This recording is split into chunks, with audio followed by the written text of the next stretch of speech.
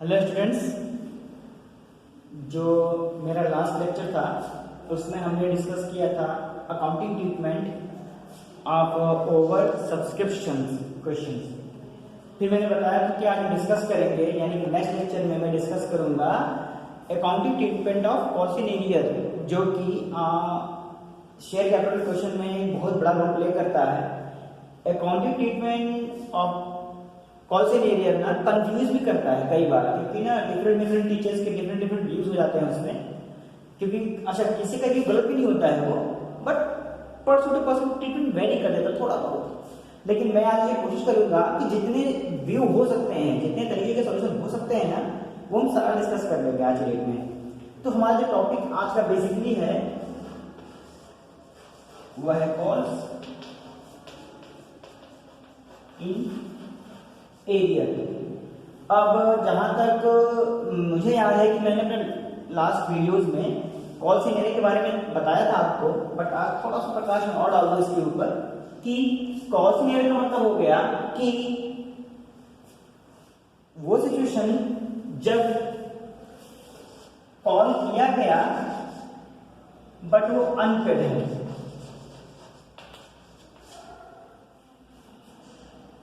Call किया गया but वो अनपेड है। अनपेड का मतलब क्या हुआ कि किसी से मांगा गया पैसा उसने दिया नहीं या देने में असमर्थ है, तो उसको हम लोग कॉल्स इन एरियर कहते हैं। और मैंने ये भी बताया था कि कॉल्स इन एरियर का ट्रीटमेंट या इम्पैक्ट वहां पे आता है जहां पे हमको अमाउंट रिसीव होने वाला होता है, और ये सिचुएशन कभी भी एप्लीकेशन के टाइम पे नहीं आता है। आज की एग्जाम्पल मैंने क्या समझाने के लिए हम एक एग्जाम्पल ले लेते हैं, और उसमें हम केवल 3 शीट मानेंगे। एक स्टेज एप्लीकेशन का है, हमेशा की तरह पहले ही होगा।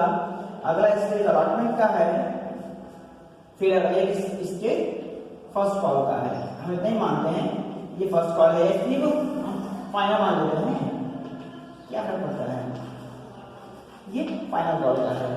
और हम ये मानते हैं कि 1000 शेयर इशू किया गया है, 10,000 शेयर को इशू किया गया है एट द रेट ऑफ ₹10, जिसमें से एप्लीकेशन 5 रुपए से है, अलॉटमेंट 3 रुपए से है, और ये 2 रुपए का है।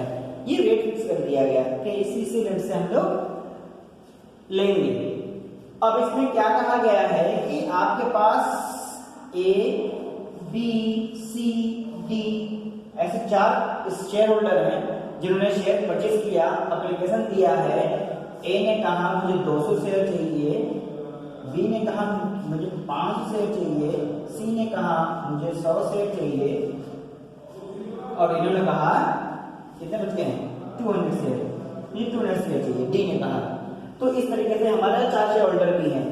अब जो नॉर्मली क्या होता है कि हम जो एंट्री पास करते हैं, सबसे पहले एंट्री क्या पास करते हैं, आपको याद होगा मेरे लास्ट वीडियो में एंट्री पास करते सबसे पहले bank account debit to share application account. तो एप्लीकेशन हमारा 1000 शेयर का है, 5 के रेट से 5000 शो कर देंगे,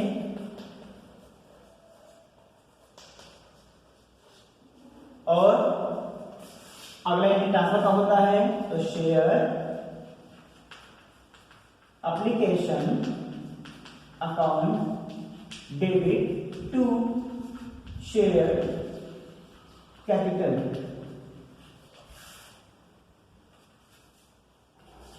और ये 5000 का रेट से ही होगा, क्योंकि इसमें कोई ओवर सब्सक्रिप्शन नहीं है। जितने से डेबिट उतने से क्रेडिट करके, यानी क्रेडिट डेबिट बराबर करके इनके शो कर देंगे। फिर हम लोग ने अलॉटमेंट मांगा, नाउ अब हम मांगना शुरू कर रहे हैं। ये कभी कॉल नहीं होता, हमेशा ये ही कॉल माना जाता है, और ये ही अनपेड हो सकता है। यानी यही वो सिचुएशन है या स्टेज है जहां पे कोई शेयर होल्डर पैसे देने में अपने असमर्थता शो कर सकता है, या ये कह सकता है कि मैं पे नहीं कर पाऊंगा अभी, बिकॉज मेरे पास पैसा नहीं है, I have no money to pay to calls. Okay, तो हम लोग ड्यू तो करना ही करना है, जब तक ड्यू नहीं करेंगे काम आगे नहीं बढ़ने वाला है। तो share allotment account DR to share capital. तो लीजिए स्टूडेंट्स, हमने कॉल कर लिया 3 रुपए के रेट से 1000 शेयर के ऊपर, तो ये हमने कॉल किया 3000 का। और ये कहा गया सबने पैसा दे दिया, but one share holder who have 100 share, एक शेयर होल्डर जिसके पास 100 शेयर थे वो अलॉटमेंट मनी नहीं दे पाया। कैसे सुनिएगा, एक शेयर होल्डर जिसके पास 100 शेयर थे वो अलॉटमेंट मनी नहीं दे पाया, यानी कि 100 शेयर सी के पास है, तो हम ये कह सकते हैं कि सी ने अलॉटमेंट मनी नहीं दिया। तो देखा जाए तो बैंक अकाउंट जो इनके पास होता है रिसीव होने का, और ये हो गया 2 शेयर अलॉटमेंट अकाउंट, हमने मांगा है 3000 यहां शो कर देंगे ये डेबिट और क्रेडिट बराबर करने के लिए। अब मैंने कहा अगर 100 शेयर वालों ने पैसा नहीं दिया तो कितने लोगों ने पैसा दिया आपको, हमने इश्यू किया था 5000 शेयर, 100 शेयर का पैसा नहीं आया है, तो मतलब पेमेंट आया है 4900 शेयर के ऊपर, जिनका रेट कितना है 3 रुपीज है। मल्टीप्लाई कर लेंगे,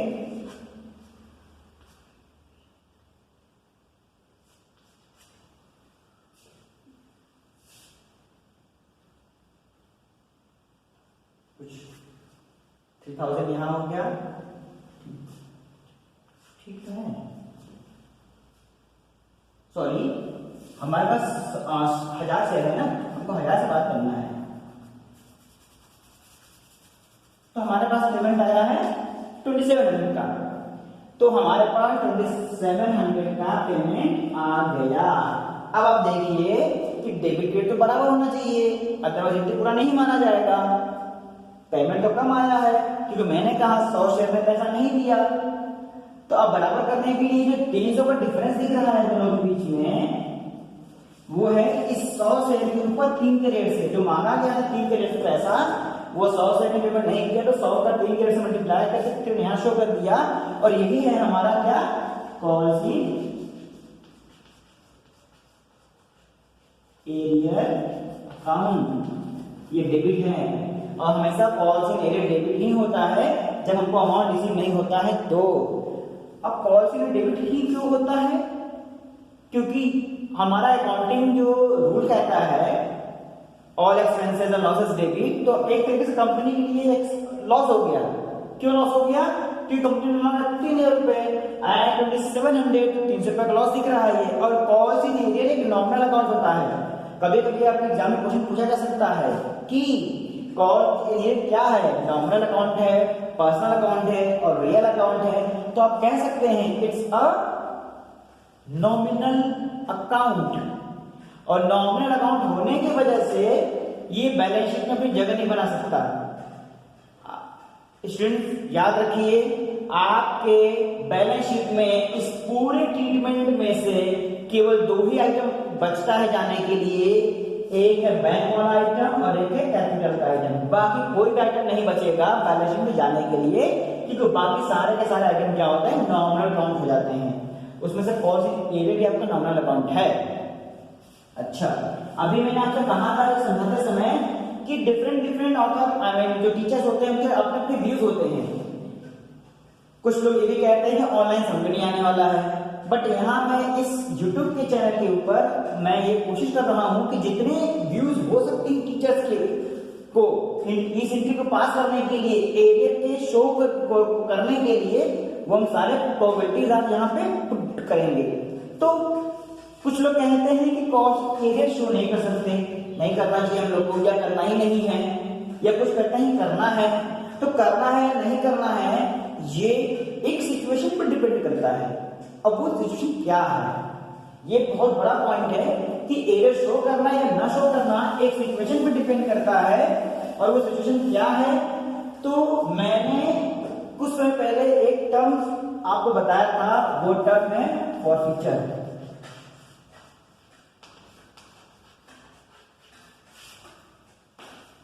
तो अगर किसी शेयर को फॉरफीचर किया जाता है तो उसकी सिचुएशन में थोड़ा सा हम लोग एंट्री बदल सकते हैं, और अगर फॉरफीचर नहीं किया जा रहा है तो एंट्री ऐसे कर सकते हैं। तो पॉइंट वाली बात यह है कि फॉरफीचर के टाइम पे या इस इंटरव्यू को पास करने या ना करने से क्या मतलब है हमारा। तो एक पॉइंट सोचिए जरा से दिमाग में कि हम किसी शेयर को फॉरफिट क्यों करेंगे, या इस एग्जांपल को ऐसे समझिए कि अगर आपने ईएमआई पे बाइक लिया, आपने ईएमआई पे बाइक लिया, तो कोई कंपनी आपको बाइक वापस क्यों ले लेगा आपसे, क्योंकि आपने ईएमआई पे नहीं किया। अच्छा, आप उसे टाइम मांगने जाएंगे कि सर मुझे थोड़ा टाइम दे दीजिए, प्रॉब्लम है, घर में इकोनॉमिक प्रॉब्लम हो गया, मेरा जॉब छूट गया, जो भी इशू बता रहे हैं। अब वो कंपनी चाहे तो आपको थोड़ा सा रिलैक्सेशन दे सकता है, या आपसे कहेगा नहीं नहीं हम आपको रिलेशन नहीं देंगे और आप मुझे बाइक वापस कर दो, वो बाइक आपसे लेता चला आएगा। तो इन दोनों सिचुएशंस में कंपनी का पॉइंट ऑफ व्यू इंपॉर्टेंट होता है कि वो आपको रिलैक्सेशन देता है नहीं देता है।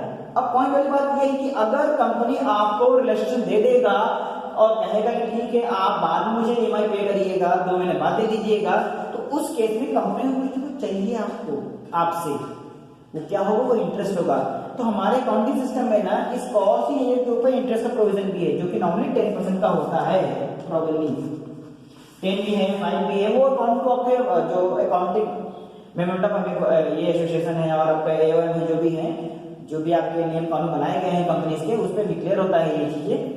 तो अगर 10% है, लेकिन हमारा पॉइंट मुद्दा ये नहीं है कि इंटरेस्ट देना ही नहीं देना है, हमारा मुद्दा ये है यहाँ पे कि कॉस्ट लिखना है कि नहीं लिखना है। तो अगर आप फॉरफिट कर रहे हैं,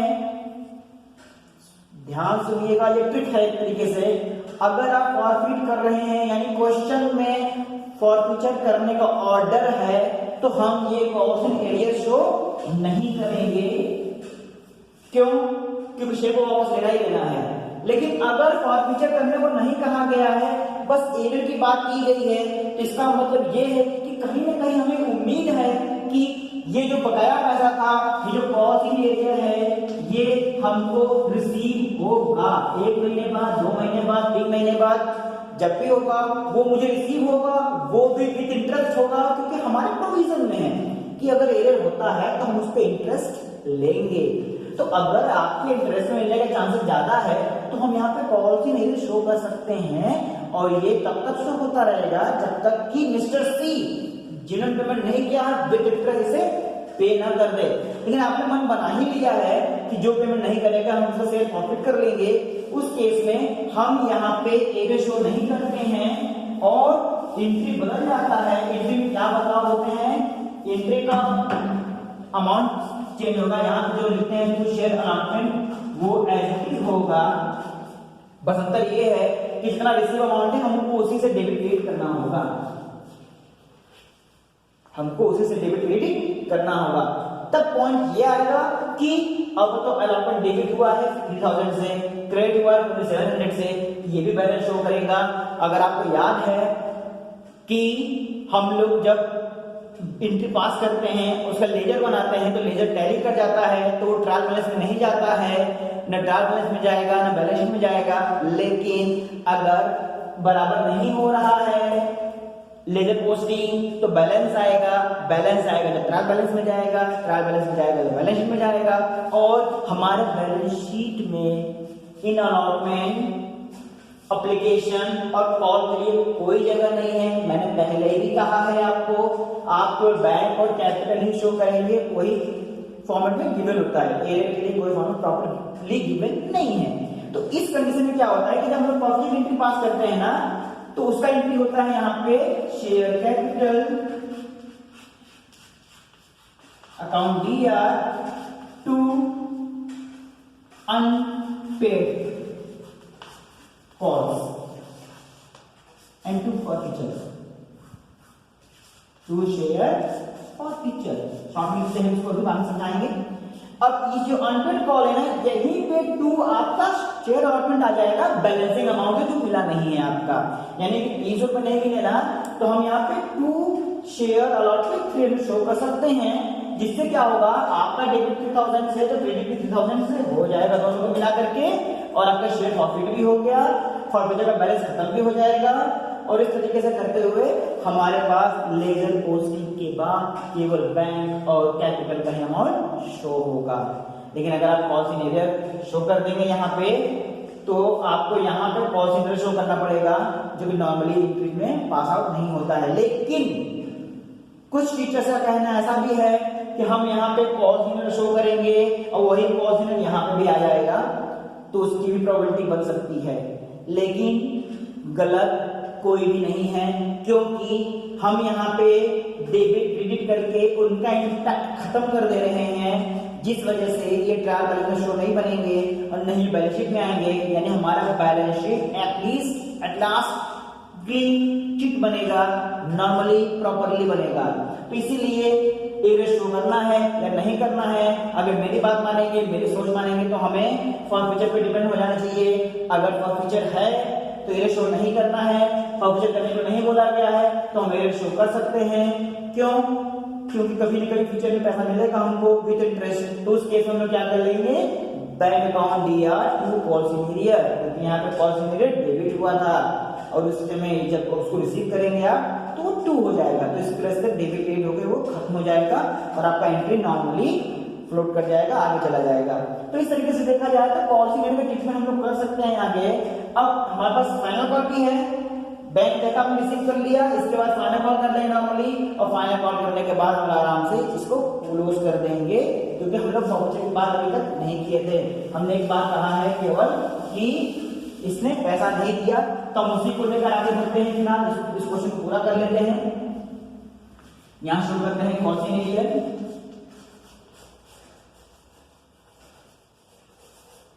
account DR 300 to share allotment,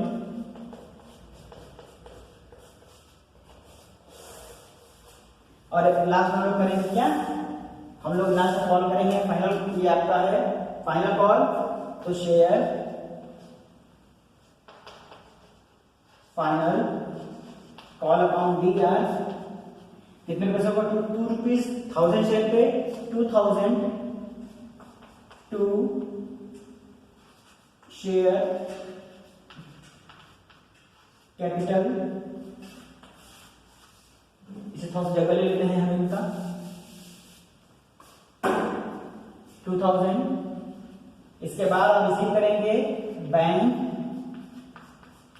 account DR calls in arrear show करेंगे, क्योंकि फॉर्फीचर करने के बाद नहीं की गई है इसमें, टू शेयर फाइनल कॉल।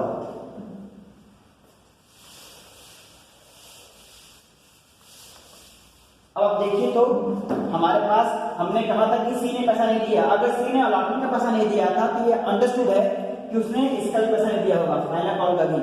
तो इसको यहां से भी हम देख लेंगे, हमने मांगा है 2000,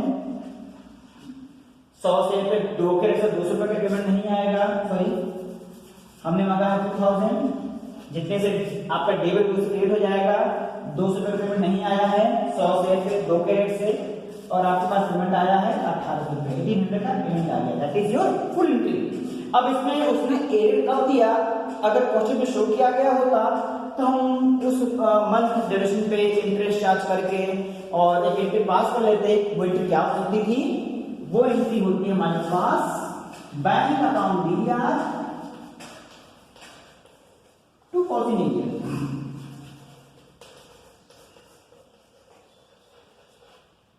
आप देखिए यहाँ पे कि जो डेबिट हो गया वो क्रेडिट हो गया, इस तरीके से आप पैसा रिसीव कर लेंगे फ्यूचर में, और ये मैटर ही क्लोज हो जाएगा। यानी जो आइटम आ रहा है दिख रहा है एक्स्ट्रा, आपको जो item calls in arrear extra दिख रहा है वो ये क्लोज हो जाएगा, वो भी यहाँ पे इंटरेस्ट अमाउंट आएगा आपके पास।